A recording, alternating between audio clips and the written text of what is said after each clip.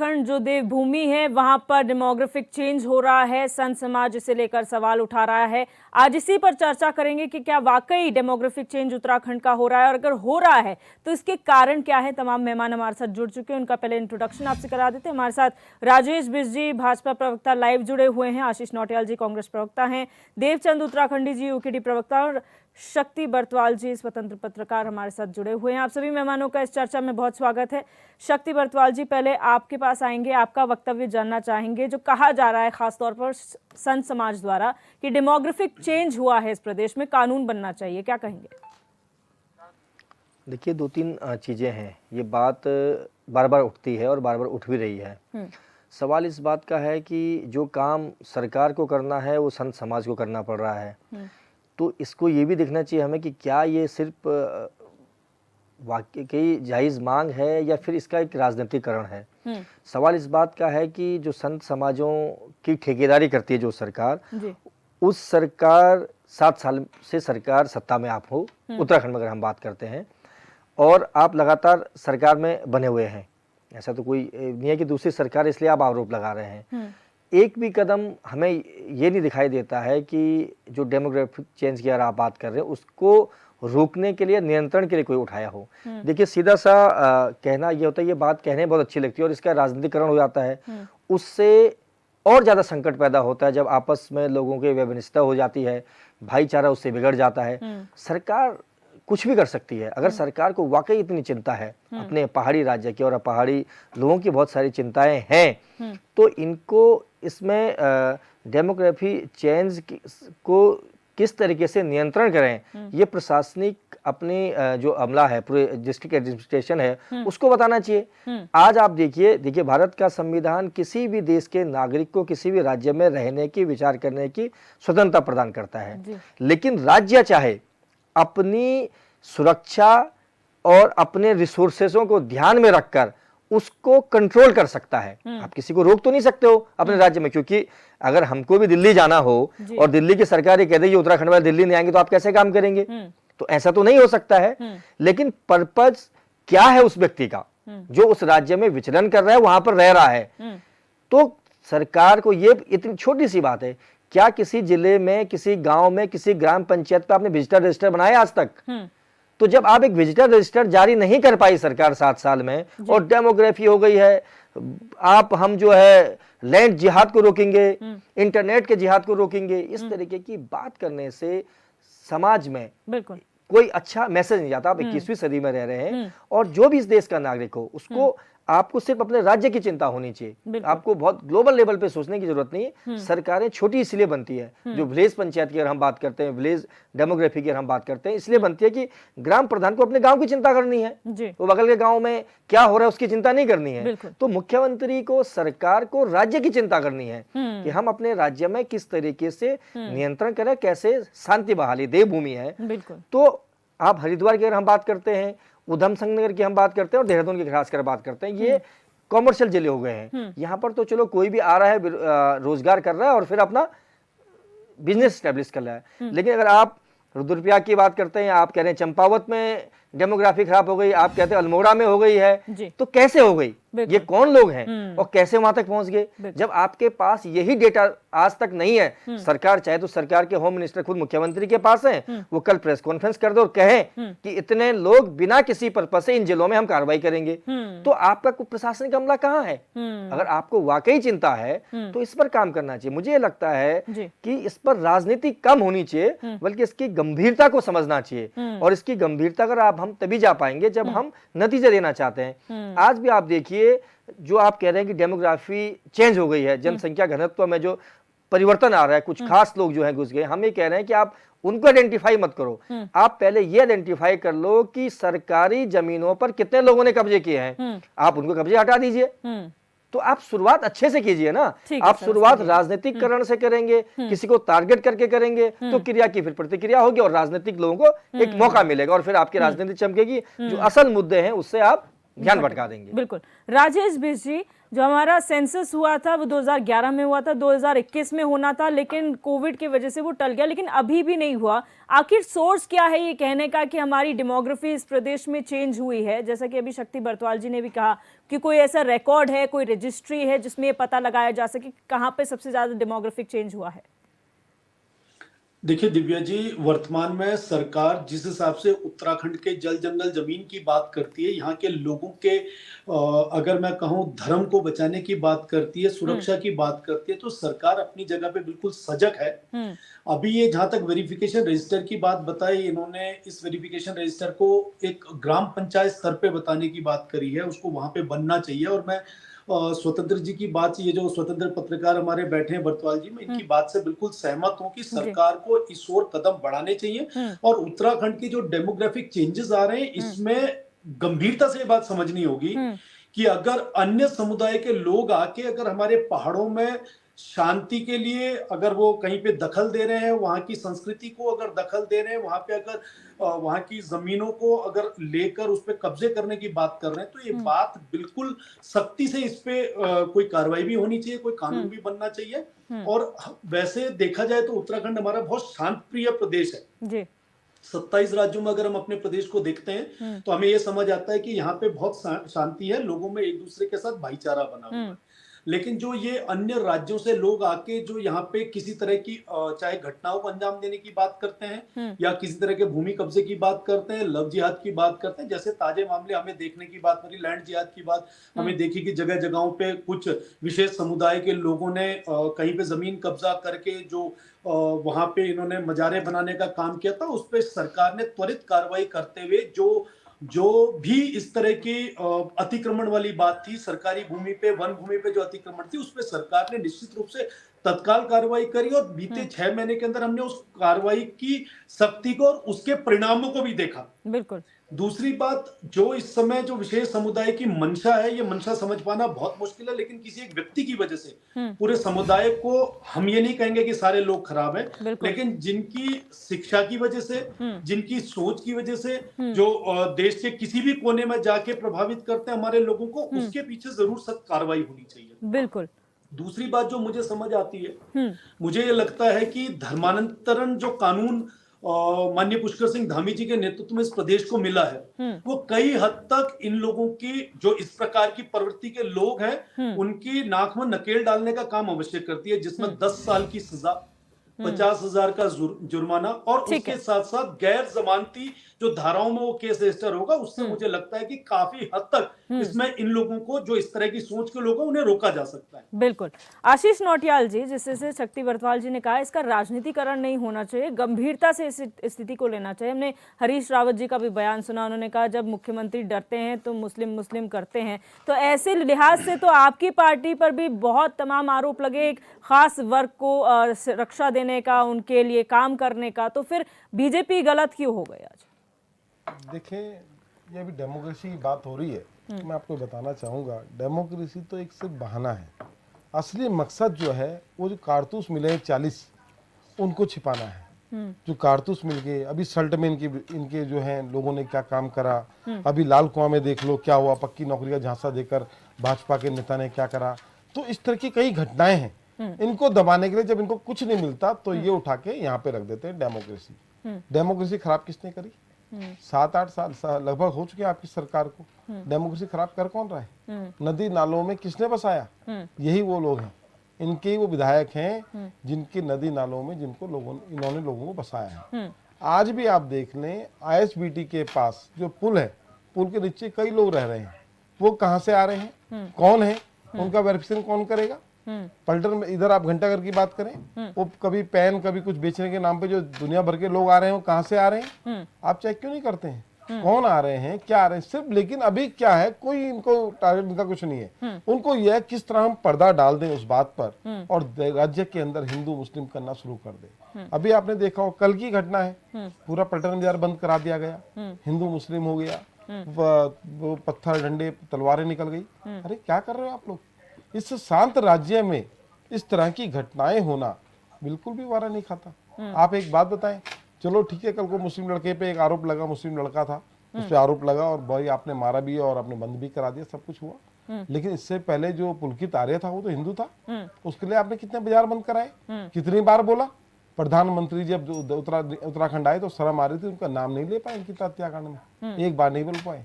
अपने आप के कितने हैं यहाँ पे, एक ISBT में ही परसों अभी कुछ दिन पहले एक नाबालिग लड़की के साथ कांड हुआ, उसमें आप कुछ नहीं बोल पाए। मतलब हिंदू मुस्लिम ये सिर्फ भारतीय जनता पार्टी का राजनीति करने का एक तरीका है। जब कुछ हो तो मुस्लिम बोल दो, काम खत्म। डेमोक्रेसी चेंज करने वाले असल में यही लोग हैं। अब चुनाव, अब वोट काउंटिंग होगी, पता लगेगा। और अब ये राहुल गांधी तो कब से चिल्ला रहे हैं कि पता लगना चाहिए कितनी जाति है, कितने लोग हैं, कहाँ हैं, वो तो कब से कह रहे हैं इसका होना चाहिए। तो ये लोग सिर्फ जनता का ध्यान भटकाने के लिए इस तरह के काम कर रहे हैं। और कुछ इनके जैसे कुछ लोग हैं जिनके विचारों के दिमाग में बातें आती नहीं है, उनको यही समझ में आता है क्योंकि घर तो उनके ठीक चल रहे हैं। क्यों चल रहे हैं? क्योंकि कांग्रेस शासन काल में नौकरी लगे थे, पेंशन मिल रही है, घर चल रहे हैं, तो अब चलो हिंदू मुस्लिम कर दो देश के अंदर। ठीक है। अभी परसों मैडम मैं बता रहा था दिव्या जी, 5 लाख मुस्लिम को जोड़ेगी भाजपा, कार्यकर्ताओं 5 लाख सदस्य बनाएगी भाजपा। ये यूपी में चला रखा है इन्होंने, 5 लाख मुस्लिम जोड़े। इन्हें मुस्लिम चाहिए अब, लेकिन लड़ाई भी करानी है, मतलब चाहिए भी सब, और लड़ाई भी आपस में। जितना फूट डालो राज करो, इस तरह की राजनीति करने वाले लोग हैं, तो इनसे जनता को निश्चित बचना चाहिए, बच के रहना चाहिए। ये लोग देश के लिए और राज्य के लिए बड़े घातक हैं। देवचंद उत्तराखंडी जी, पहले जल जंगल जमीन की आप लोग बात करते थे, अब मुद्दा उठा है डेमोग्राफिक चेंज का, जिससे यहाँ की जनता को बचाना है। किस लिहाज से आप ये मानते हैं कि डेमोग्राफी चेंज हुई है और कहाँ पर चेंज हुई है? देखो दिव्या जी, इससे पहले भी जब आपने ये सवाल आशीष जी से पूछा तब भी आपने ये सवाल दोहराया था, अभी मुझे भी दोहराया है।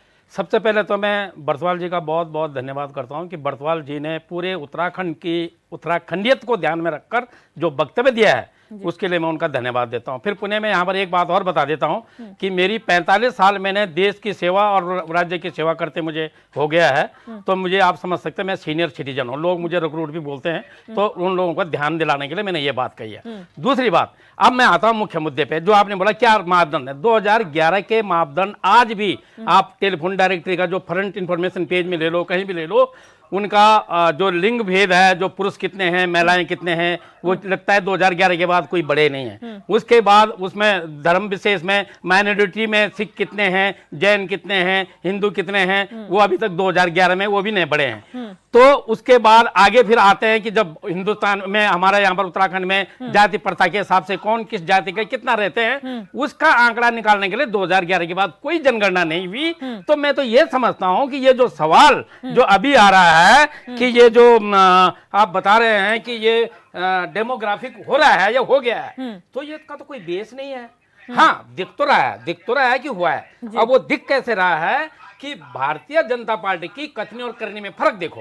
एक तरफ तो हो रहा है हम ये करना चाहिए, होगा, कर देंगे बोलकर नहीं कोई बोलता, लेकिन ऊपर से हमारे जो सांसद हैं अजय भट्ट जी बोलते हैं कि जो बंगाल से जितने रोहिंग्या आए हैं और जो तराई में रह रहे हैं उनको यहाँ पर अनुसूचित जाति का दर्जा दे दिया जाए या देने की पहल कर रहे हैं। उन्होंने कभी उत्तराखंड के अनुसूचित जाति या जनजाति या जो हम लोग वहां पर जनजाति में आते हैं उन लोगों के बारे में कभी नहीं बोला, लेकिन उनके बारे में तो जरूर बोला। ऊपर से मुन्ना सिंह चौहान जो वहां सत्र चलता है वहां पर तो यहाँ पर उसको रोकने के लिए एक तरफ सब उसको रोकने की बात करेंगे क्योंकि वो विरोधाभास हो रहा है, उसके रोकने के लिए उन्होंने बिल्कुल अच्छी पॉइंट वहां रखे थे। और अब वो भी हिमायती कर रहे हैं कि बिल्कुल अजय भट्ट की तरह यहाँ पर जो लोग आ रहे हैं उनको यहाँ गिनती में रख लो। अब जब बोली आप रहे हैं, करी आप रहे हैं, डाटा भी आपको, हमारे को तो 2011 के बाद कोई डाटा नहीं हमारे पास जो ऑथेंटिकेटेड, लेकिन आप कर रहे हैं, आपको पता है कि हमने कितने कहां बसा दिए हैं, कितना कहां, इसलिए आपको पता है, तो इसके जिम्मेदार आप हैं। दूसरी बात रही बात जो अभी जो हमारे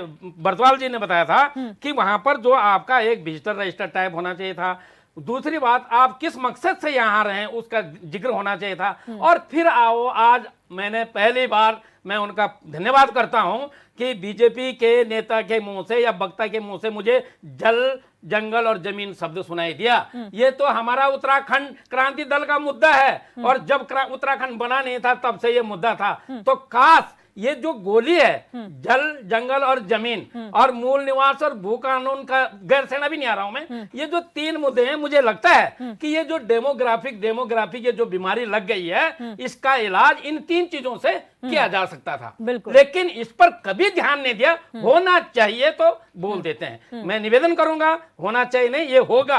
और उत्तराखंड क्रांति दल इस पर काम कर रही है, इस पर विरोध कर रही है, और हम तब तक चैन पर नहीं बैठेंगे जब तक कि हमारा अधिकार जल, जंगल और जमीन नहीं हमें मिल जाता। और इससे मैं बोलता हूं दिव्या जी कि कई समस्याएं जो इसके जो ओरा में जो चारों तरफ घूम रही हैं, कई समस्याएं सॉल्व हो जाएंगी। बिल्कुल। राजेश बिस जी, आपके पास आना चाहूंगी। आपने कहा तमाम प्रयास किए जा रहे हैं, कानून भी बनाया गया, धर्मांतरण कानून है, लैंड जिहाद को रोकने के लिए काम किया गया है, लेकिन जो वेरिफिकेशन ड्राइव मुख्यमंत्री ने खुद कहा है, कितनी वेरिफिकेशन अब तक पुलिस विभाग द्वारा कर ली गई हैं और कितनों को आइडेंटिफाई किया गया है? क्योंकि उसके बाद भी कई केसेस ऐसे देखने को मिले कि टेनेंट्स बाहर से आए थे, उन्होंने कोई क्राइम कर दिया, और इस लिहाज से किसी एक पर्टिकुलर कम्युनिटी को ये कह देना कि उनके आने से क्राइम बढ़ रहा है, क्या क्राइम किसी कम्युनिटी बेस्ड हो गया है? ये क्या बेसिस है?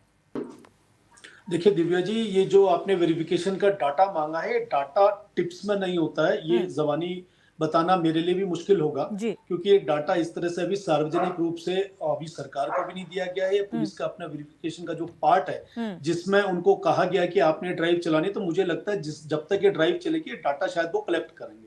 दूसरी बात, आपका कहना ठीक है कि जुर्म करने की कोई जाति नहीं होती है, कोई धर्म नहीं होता है। इस बात से सभी लोग सहमत हैं कि जब कोई आदमी गलत मंशा से किसी के भी प्रति अगर बुरा विचार रखता है तो उसके लिए धर्म इंपॉर्टेंट नहीं होता है। उस समय जो क्राइम वो करने की कोशिश करता है वो शायद उसका जो पर्पस होता है वो रहता है। और वेरिफिकेशन के लिए जिस हिसाब से सभी जिलों के कप्तानों को और पुलिस को जो डायरेक्शंस मिली है, मैं ये मानकर चलता हूं कि ये ड्राइव रूटीन में चलेगी। इस ड्राइव के तहत जितने इस तरह के अगर मैं कहूं उनको कि ऐसे तत्व जो समाज में नहीं होने चाहिए, गैर सामाजिक तत्व जो समाज में नहीं होने चाहिए, वो किसी भी धर्म के, उन सबके खिलाफ ये ड्राइव चलेगी। और जो जितने लैंडलॉर्ड्स हैं जिनकी जगहों पर लोगों ने रेंट्स पे लोगों को टेनेंट्स रखे हुए हैं, उनको भी क्लियर कट डायरेक्शन है कि अगर इस स्थिति में आपने टेनेंट्स की परफेक्शन के साथ अगर वेरिफिकेशन नहीं करी गई है तो आपका चालान, उनकी गैर जिम्मेदारी की वजह से आपका चालान कटेगा। तो मैं मानता हूं कि सरकार इस काम के लिए सक्रिय है। और जहां तक जो सेंसस हमारे पास 2011 के हैं, ये सभी को मालूम है कि 2019 के बाद पूरी दुनिया में जो ये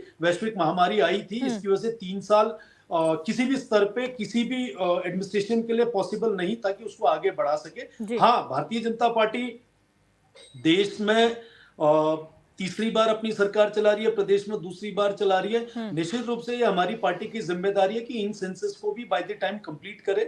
और इस बीच में जो बहुत जरूरी कदम होने चाहिए, जो प्रदेश के लिए मैंने अभी धर्मांतरण कानून की आपको बात करके कही है, वो मुझे लगता है कि अपने आप में एक ऐसा अच्छा कदम है, अच्छी पहल है प्रदेश के मुख्यमंत्री की, जिसकी वजह से इसमें बहुत हद तक लगाम लगेगी। अभी बात हो रही थी पुल पे ये जो अपने झोपड़ियां लगा के या अगर कहीं कच्चे मकान बना के लें, अगर आप इन कॉलोनियों के नाम सुनेंगे तो आपको पता लग जाएगा कि क्या ये भारतीय जनता पार्टी की इनिशिएटिव हो सकती है। इन इलाकों के नाम है नेहरू नगर, इन इलाकों के नाम है इंदिरा नगर, इन इलाकों के नाम है राजीव नगर। तो आप अंदाज कीजिए क्या भारतीय जनता पार्टी की बसावट हो सकती है।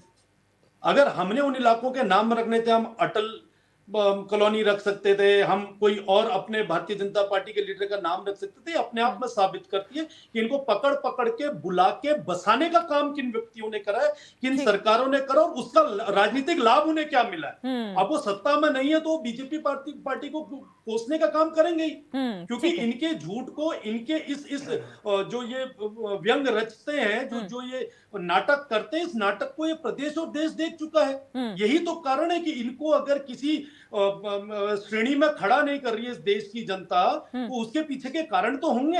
अगर ये सच बोलते, ये उन बातों पे खड़े होते, कि उन बातों पे कभी इन्होंने काम किया होता अपने कार्यकाल के दौरान, तो ये सब बातें आज थोड़ी हो रही होती है। काम तो ये भी कर सकते थे। ठीक है, लगातार हम चर्चा कर रहे हैं कि किस तरीके से डेमोग्राफिक चेंज हो रहा है, ऐसा संत समाज का आरोप है, और उसके लिए सरकार क्या कर सकती है। लेकिन यहाँ रुकेंगे, छोटे से ब्रेक के लिए, जल्द हाजिर होंगे। ब्रेक के बाद आप सभी का एक बार फिर से स्वागत है। लगातार हम चर्चा कर रहे हैं कि क्या वाकई डेमोग्राफिक चेंज इस प्रदेश में हुआ है, और हुआ है तो आखिर कारण क्या है, क्योंकि 2011 के बाद सेंसस हुआ नहीं है, तो किन कारणों से पता चल रहा है कि डेमोग्राफिक चेंज हुआ है। तमाम मेहमान हमारे साथ बने हुए हैं। शक्ति बरतवाल जी आपके पास आएंगे। जो कहा जा रहा है पहाड़ के लिए भी खासतौर पर कहा जा रहा है, जो कब्जे हो रहे हैं अवैध रूप से, लोग यहाँ पर रह रहे हैं, तो जानना चाहेंगे क्या हमें धकेला जा रहा है पहाड़ से जो वहाँ के निवासी हैं? क्या उनके घर खाली कराए जा रहे हैं? क्या हमारी नैतिकता नहीं बनती कि अगर हम वहाँ के हैं तो हमें ये चीज़ें समझनी चाहिए, क्योंकि दूसरा आके हमारे पे कब्जा नहीं कर रहा, हम खुद कब्जे दे रहे हैं, क्योंकि हमें मूल सुविधाओं के लिए नीचे आना पड़ रहा है। देहरादून हमें पसंद है क्योंकि यहाँ पर वो लाइफ है, एजुकेशन है, स्वास्थ्य है जो हमें मिल रहा है, जो पहाड़ों में नहीं मिल रहा। इसलिए हम लोगों को अपने टेनेंट्स बना लेते हैं, अपनी दुकानें, अपने घर किराए पे दे रहे हैं और कम कम दामों में अपने घर बेच दे रहे हैं। क्या ये सही है?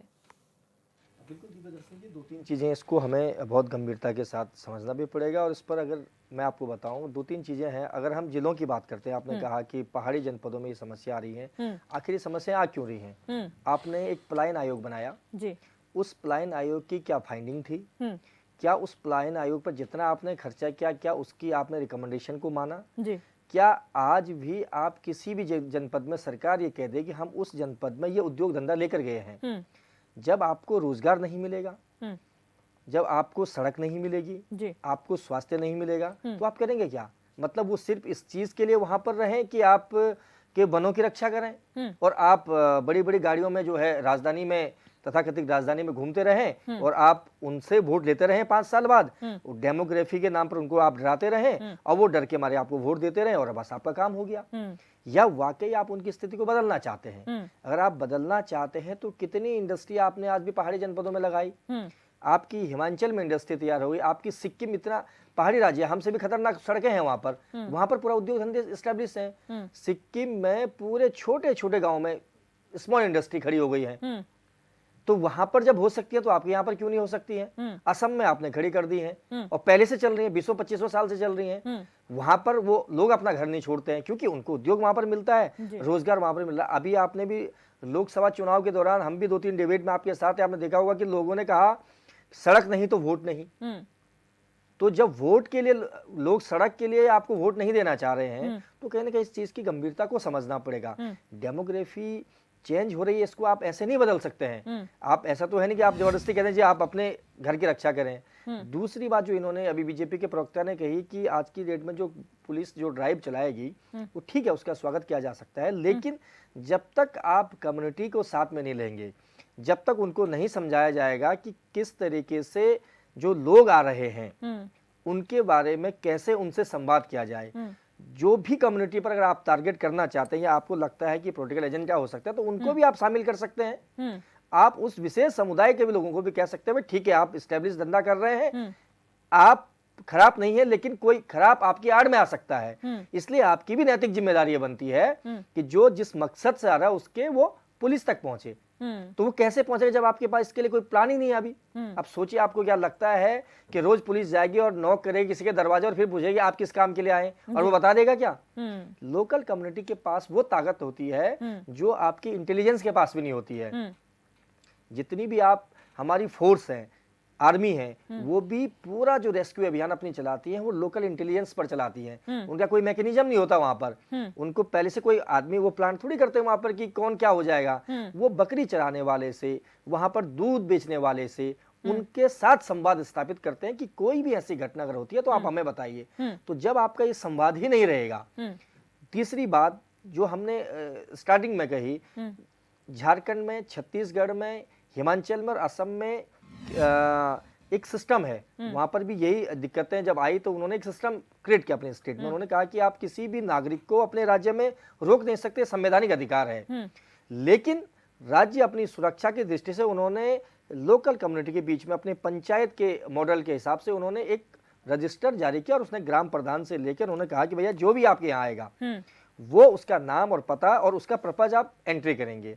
सपोज करो कि इन 4 राज्यों में कोई भी उद्योग धंधा लगाने के लिए या कोई जमीन खरीदने के लिए आता है तो वहाँ कूलिंग पीरियड है। आप आज जाएंगे कल जमीन की रजिस्ट्री नहीं कर पाएंगे, आपको 24 महीने का कूलिंग पीरियड में इंतजार करना है। आप लिख कर देंगे कि मैं इस जमीन को खरीदना चाहता हूँ, फिर आप 24 महीने के लिए कूलिंग पीरियड में रहेंगे। आपके आचरण को और व्यवहार को देखा जाएगा, फिर आपको परमिशन मिलेगी रजिस्ट्रार ऑफिस के लिए। तो जब तक आप सिस्टम नहीं बनाएंगे, डंडे से नहीं चला सकते आप, आपको सिस्टम क्रिएट अच्छा करना बरतवाल पड़ेगा। जी, एक चीज और है, यूसीसी को लेकर जब सर्वे किया जा रहा था, एक 4 वॉल्यूम पूरी रिपोर्ट निकल कर आई है यूसीसी को, जो सार्वजनिक भी हो चुकी है। उसमें ये कहा गया कि जो पर्वतीय क्षेत्र हैं वहां पर 98% लोगों ने यूसीसी का समर्थन किया, 2% लोग विरोध में थे। अगर प्लेन्स की बात करें तो ये आंकड़ा बदल जाता है, यानी कि 30% लगभग जो है उन्होंने समर्थन दिया, 60 से ज्यादा प्रतिशत लोगों ने उसका विरोध किया। तो क्या ये डेमोग्राफी चेंज का रीजन भी माना जा रहा है? नहीं, देखिए इसको फिर आपको यही समझना पड़ेगा। अब आप पहाड़ में कितने लोगों ने उस सर्वे में पार्टिसिपेट किया, ये बहुत महत्वपूर्ण है। नंबर ऑफ पीपल कितने थे। अब 6 लोगों ने उसमें सर्वे में पार्टिसिपेट किया, 6 में से 5 लोग आपके अपने लोग थे, 5 लोगों ने आपने कह दिया कि 90% हो गया। बहुमत, आप एक तरीके से बहुमत कहते हैं कि हम बहुमत की सरकार हैं, और एक तरीके से आप कहते हैं बहुमत को नकारते हैं। तो दो धारी तलवार में आप नहीं चल सकते हैं। अगर आप बहुमत को स्वीकार करते हैं तो उस बहुमत, वो भी व्यक्ति है, जो 4 लोग हैं उनका भी जनादेश है, और जो 40 लोग हैं उनका भी जनादेश है, वो भी इस देश के नागरिक है। मैंने वही तो कहा कि वाकई आप देवभूमि बनाना चाहते हो तो किसी ने नहीं रोका है। मुझे नहीं लगता कि विपक्ष में भी इतनी हिम्मत होगी कि अगर सरकार कोई अच्छा कानून लाती है उस कानून का कोई विरोध कर दे। किसी में इतनी हिम्मत नहीं है, लेकिन उसकी मंशा दिखनी चाहिए, उसका मैकेनिज्म दिखना चाहिए, उसका सिस्टम दिखना चाहिए। हम ये कह रहे हैं कि ऐसा कोई सिस्टम ही नहीं आपके पास आज तक जनरेट कर पाए। आप क्यों नहीं जनरेट कर पाए? आपने किनको आइडेंटिफाई किया? फिर हमने कहा कि अगर आप वाकई जनसंख्या घनत्व की जो बात कर रहे हैं इसको रोकना है तो आप कुछ नहीं, आप मूल निवास और भू कानून दे दीजिए। 24 घंटे के अंदर आपको दूध का दूध और पानी का पानी हो जाएगा। किसको दिक्कत है? किसको दिक्कत है? मतलब जिस राज्य को बनाने के लोगों ने शहादतें दे दी, उस राज्य को मूल निवास और भू कानून नहीं बनेगा। तो इससे तो अच्छा उत्तर प्रदेश में रहता, कम से कम रेवेन्यू तो ज्यादा आ रहा था। आपके पास पूरा प्रदेश था, इतने बड़े संख्या थी, टैक्स का मॉडल बहुत अच्छा था, सब लोग मौज करते। अगर मौज ही करनी थी तो मौज तो पहले भी हो रही थी, कुछ लोगों की हो रही थी, वो आज भी हो रही है। तो जब आप मूल निवास पर आप स्टैंड नहीं ले पाते हैं, चाहे भारतीय जनता पार्टी हो चाहे कांग्रेस हो, चाहे भू कानून पर आप स्टैंड नहीं ले पाते हो, और डेमोग्राफी चेंज कैसे रोक देंगे आप? मतलब आप सोचिए, क्या संविधान से बड़ा कोई राज्य है? क्या पुष्कर सिंह धामी कैबिनेट को या विधानसभा को इतनी पावर है कि वो देश के आर्टिकल 19 को तोड़ दें, या वो कह देंगे जी मेरा राज्य है और यहाँ जो है एक खास समुदाय के लोग नहीं आ पाएंगे? तो आप कर नहीं पाएंगे। जब आपकी भारत की देश की सरकार नहीं कर पा रही है, जब आप वहां कोई कानून नहीं ला पा रहे हैं, तो राज्य कौन सा कानून बना पाएगा? नहीं बना पाएगा। तो जब आप कानून ही नहीं बना पाएंगे तो चर्चा बेकार है। लेकिन आपकी मनसा अगर साफ है, हम ये नहीं कह रहे हैं आज भी कि उनकी मनसा पर हमें शक है, हो सकता है कि उनकी मनसा साफ हो, उस मनसा के लिए मैकेनिज्म लाना पड़ेगा। ऐसे लोगों से उनको वार्ता करनी पड़ेगी, लोकल कम्युनिटी को साथ लाना पड़ेगा। आप चाहे देहरादून में ही आप कहो, उधमसिंह नगर में आप कहो, आप हरिद्वार में कहो कि भैया ठीक है, जो लोग यहाँ 20 साल पहले से रह रहे हैं, उसी कम्युनिटी, उसी विशेष समुदाय के बीच जाकर भी आप कह सकते हो कि भैया ठीक है आप रह रहे हैं, लेकिन आपकी आड़ में दूसरा आ रहा है, वो यहाँ दंगा फैला रहा है, यहाँ गलत काम कर रहा है, इसलिए उस पर नजर हमसे ज्यादा आपको रखनी है, आपकी अकाउंटेबिलिटी हम देते हैं। तो कैसे नहीं बदलाव आएगा? आशीष नौटियाल, सवाल उठता है, एक स्ट्रॉन्ग मैकेनिज्म की जरूरत है जो आप कह रहे हैं। आशीष नौटियाल जी, राजेश बिष्ट जी ने कुछ कॉलोनियों के नाम गिनाए, उन्होंने कहा ये नाम तो सिर्फ कांग्रेस रख सकते हैं, हम नहीं बसा रहे हैं। तो फिर क्या आप ये नहीं मानते कि सरकार चाहे बीजेपी हो कांग्रेस हो, लेकिन अगर आपको वोट बैंक नजर आता है तो आप खुद बसाते हैं, ये सिर्फ इकलौते बीजेपी की समस्या नहीं है? देखें, राजेश भाई को देहरादून के बारे में नॉलेज नहीं है मेरे ख्याल से। मैंने आईएसबीटी के नीचे जो पुल है, फ्लाईओवर इसे बोलते हैं, उसकी बात की थी। ये पहुंच गए कॉलोनियों में। राजीव कॉलोनी ने पता ही नहीं, राजीव कॉलोनी कितनी अच्छी कॉलोनी है, इन्हें पता ही नहीं राजीव कॉलोनी के बारे में। हम भी राजीव कॉलोनी में रहते हैं, राजीव कॉलोनी क्या है आपको नहीं पता। राजीव कॉलोनी में सारे हमारे पहाड़ के लोग रहते हैं। तो राजीव कॉलोनी नहीं, नदी नाले जो बसाए गए हैं, हम उसकी बात कर रहे हैं। और वो बसाने वाले भी आपके 2 विधायक हैं, एक यहाँ रायपुर के विधायक हैं आपके, और एक कैंट के विधायक हैं, जिन्होंने नदी नाले बसाने का काम किया है। तो आप तो पहले इस बात का ज्ञान लें और फिर उस बात को बोलें। और देहरादून की कभी सड़कों पे आएं और आप घंटाघर में जाके देखें किस तरह से बाहर के लोग आकर पेनों को बेचने के नाम पर सड़कों में घूमते पाए जाते हैं। और वो यहाँ के नहीं है, उनको देखते ही लगता है ये चोर टाइप के आदमी। कहाँ से आए, किसने इनकी जांच करी? कोई जांच हो रही है? कोई भी उत्तराखंड में आएगा कुछ भी करेगा। उत्तराखंड में 6 नंबर पुलिया के पास इतनी दुकानें बांटी गई, वहां पे देखें एक भी पहाड़ी के पास दुकान नहीं है। और किसने दी? गामा जी ने दी। कहां से किसको दे रहे? तो ये लोग वो हैं जो नफरत फैलाने का काम करते हैं। और अभी थोड़ी देर पहले कह रहे थे कि कांग्रेस ने काम किया होता, हमारी तरह तो बात ही क्या थी। निश्चित कांग्रेस आपकी तरह काम नहीं कर पाई, इस बात को हम मानते हैं। कांग्रेस के लोग कारतूस लेके इस तरह घूम नहीं रहते जिस तरह आपके विधायकों के भाई कारतूस लेके घूमते हैं। कांग्रेस ने महिलाओं के साथ इस तरह अत्याचार नहीं किया जिस प्रकार आप करते हैं। आप कहीं जहां कुछ महिला के साथ गलत होता है वहां कांग्रेस पार्टी, भारतीय जनता पार्टी के संगठन का कोई आदमी मिल जाता है। इस तरह की हम इलेक्टोरल बॉन्ड नहीं बना पाए, नहीं तो आपकी तरह अमीर पार्टी होते, अगर इलेक्टोरल बॉन्ड भी हमारे होते। हम गाय काटने वाली जो कंपनी है उससे चंदा नहीं खा पाए, आप लोग गाय काटने वाली लेकिन कंपनी से आशीष चंदा खाने नौटियाल का जी, काम यहाँ करते सवाल हैं। उठता है, आपने एक चिन्हीकरण कर दिया कि जो पेन बेचने वाले हैं वो शक्ल से चोर लगते हैं, आखिर आइडेंटिफिकेशन क्या है? तो यही तो बात कही जा रही है, जो बाहर से आने वाले नहीं, वो लोग हैं इन्हें क्यों वही नहीं दिख क्राइम रहे कर हैं? रहे हैं।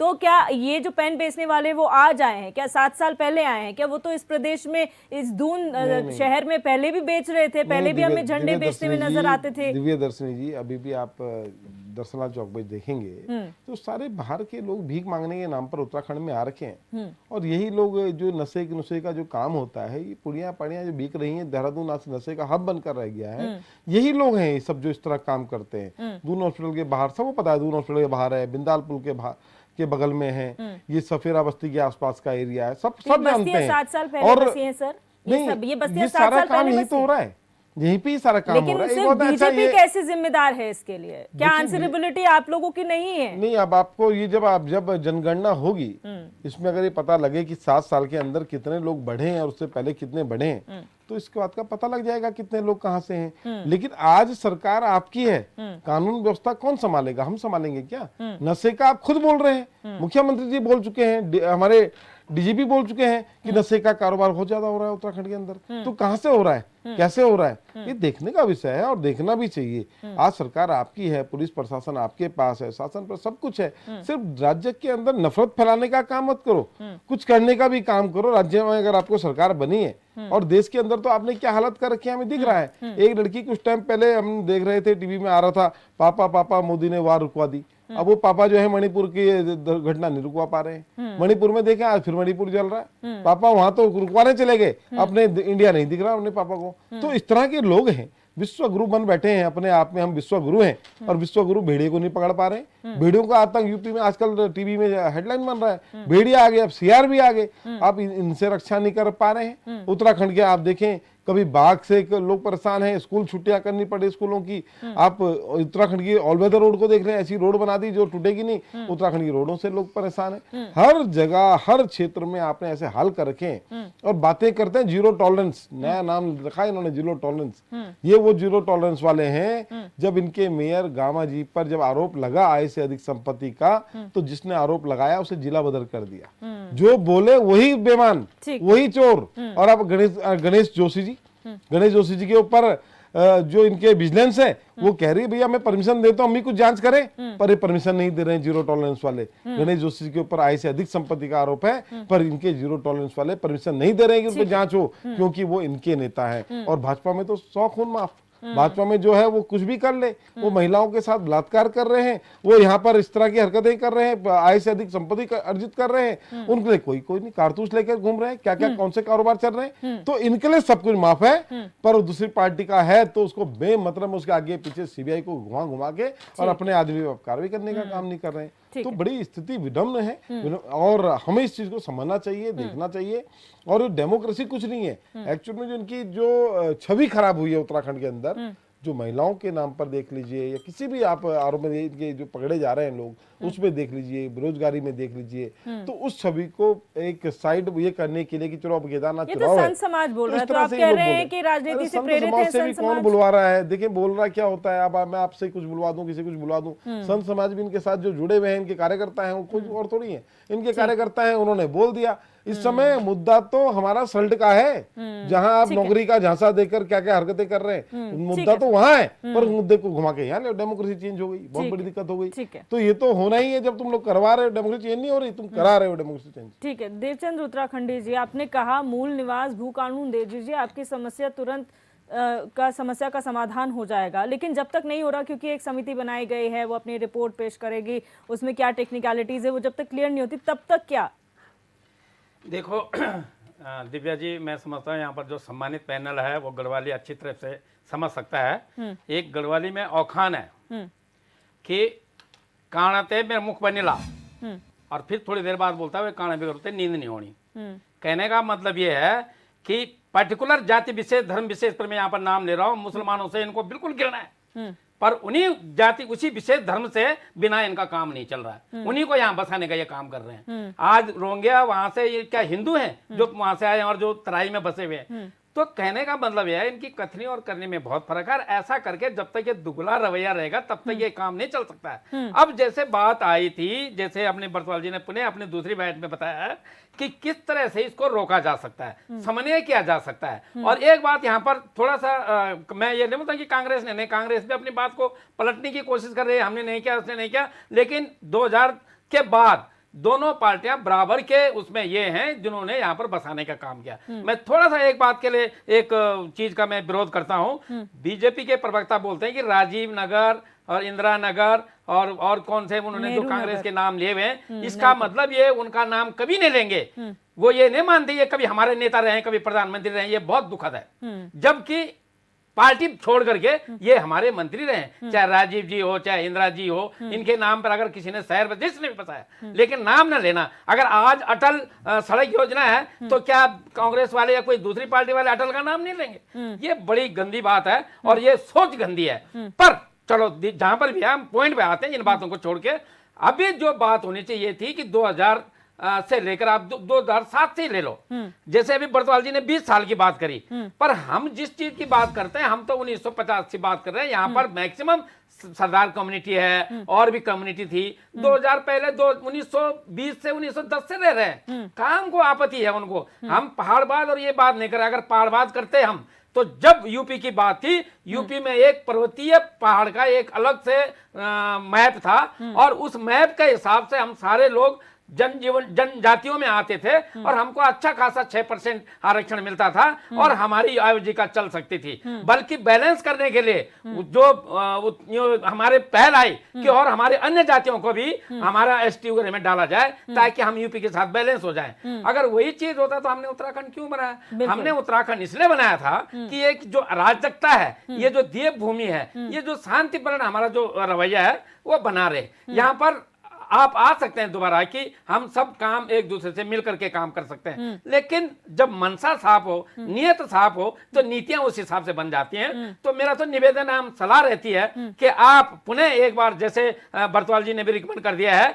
कि आप जो राजधानी गैरसैंण राजधानी का मुद्दा आप आगे पीछे जब भी करें, लेकिन कम से कम जल जंगल जमीन बचाने के लिए और रोजगार सृजित करने के लिए सिर्फ 2 चीज हमें दे दो, सशक्त भू कानून और मूल निवास दे दो। अभी हो क्या रहा है, भ्रष्टाचार इतना फैल गया है कि कल जो आदमी आता है उसको 20 साल पुराना दिखाकर, उसका भाई दिखाकर, वो 20 साल या 25 साल पुराना यहाँ पर कार्ड दिखा करके और फिर यहाँ का वो अस्थायी निवासी हो जाता है। जब नौकरियां निकलती है तो उत्तराखंड का अस्थायी निवासी होना चाहिए। अरे उत्तराखंड का मूल निवासी होकर के दे दो ना, तब तो रोजगार बनेगा, तभी तो लोग पलायन नहीं करेंगे, तभी तो रुकेंगे। लेकिन ये सोच में नहीं है, उत्तराखंड का भला नहीं करना है, वोट लेना है। और अभी जैसे फिर से एक बात आई थी कि सड़क नहीं तो वोट नहीं, फिर वो दावा करते अरे जीत गए हम, मतलब बेवकूफ बना दिया हमने जनता को। जनता ने तो ये सोचा कि पुनः एक मौका इसलिए दो कि अब तो करेंगे, लेकिन विरोध तो है। अब वो विरोध जहां फूटेगा वहां निकलेगा। लेकिन अभी वक्त है, जनगणना टाइम पर की जाए, सेंसेक्स अपना अपडेट किया जाए और उसके हिसाब से जो लोग बाद में आ रहे हैं और भ्रष्टाचार पर रोक लगाया जाए, ताकि जो कल आ रहा उसको तो अस्थायी प्रमाण पत्र मत दो भाई। बिल्कुल ठीक है। राजेश बिष्ट जी, यहाँ पर कई चीजें निकलकर सामने आई हैं और बरतवाल जी ने एक चीज कही है कि जो हक कॉन्स्टिट्यूशन ने हमें एक नागरिक के तौर पर दिया है वो तो छीना नहीं जा सकता। अगर हमारे प्रदेश के व्यक्ति काम के लिए किसी अन्य प्रदेश में जाते हैं, वहाँ की स्थायी नागरिकता लेते हैं, तो उनको भी वहां से हटाया नहीं जा सकता। आप किसी एक कम्युनिटी को रोक नहीं सकते अपने प्रदेश में आने से, लेकिन कंट्रोल किया जा सकता है, मैपिंग की जा सकती है। तो उसके लिए क्या किया जा रहा है? आपने कहा हम लैंड जिहाद रोक रहे हैं, आपने बहुत अतिक्रमण हटा दिया है, लेकिन लोगों को अंदर आना, उनको अंदर आने देना, उनकी मंशा को पहचानना, इसके लिए क्या किया जा सकता है? दिव्या जी, मैंने शुरू के अपने वक्तव्य में आपको कहा और दोबारा उस बात को रिपीट कर रहा हूं कि भारतीय जनता पार्टी की लड़ाई किसी विशेष समुदाय से बिल्कुल नहीं है। एक बात ये समझ लीजिए यहाँ पर।